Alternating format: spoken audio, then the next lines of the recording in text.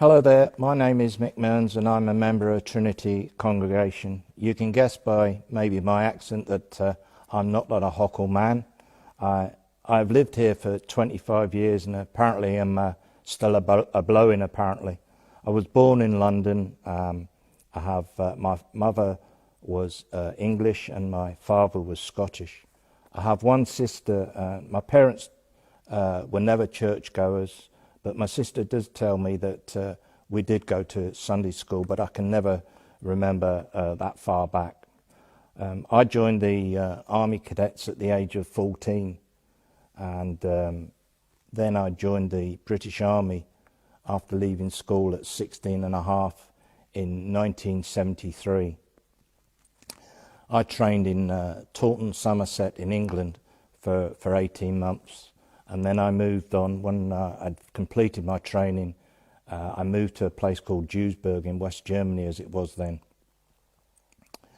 In the 1970s, at just over 18 years of age, my first posting was to Ahoghill in Northern Ireland on border patrols.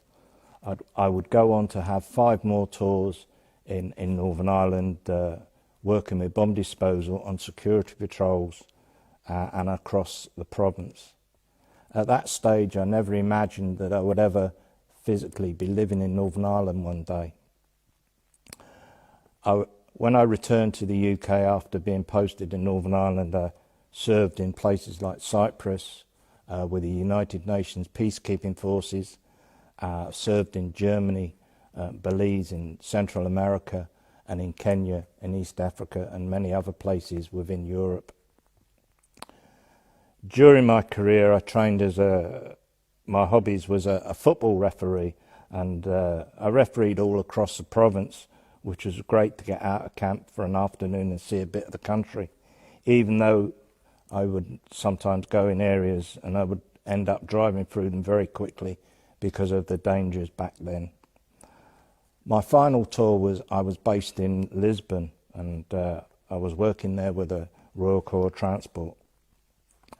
During my last tour in Lisbon, I'd reached 20 plus years in service, and having met Hazel, who was to become my wife, I decided to and made the decision to leave the services in October 1993, and I've been living in Ahoghill ever since. I was married in Trinity Church, Ahoghill, in May 1993. It was in 2013 that I began to feel God's call into my life, and I started attending a mission that was in the new church and in First Ahoghill just after it was built. And the mission was being run by Reverend Norman Macaulay. And I had such a strong desire to go to that mission, and I went every single night that it was on for that week.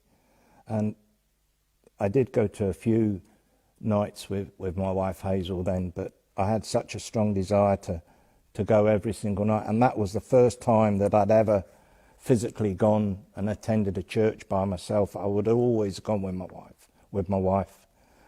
God continued to speak into my life all that year, and I found Remembrance Sunday in that November a very emotional and challenging day.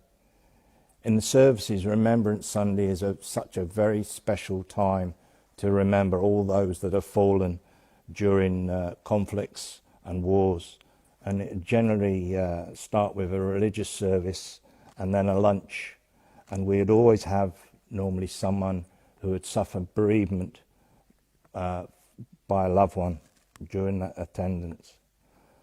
By this time, Brian was in place in Trinity, and I sat under his teaching each Sunday, and I realised that God was at work in my life. Just 2 days after Remembrance Sunday, I went to see Brian, and I committed my life to the Lord, and that was from 2013 on. I've attended Christian Explored course, First Steps, and new Christian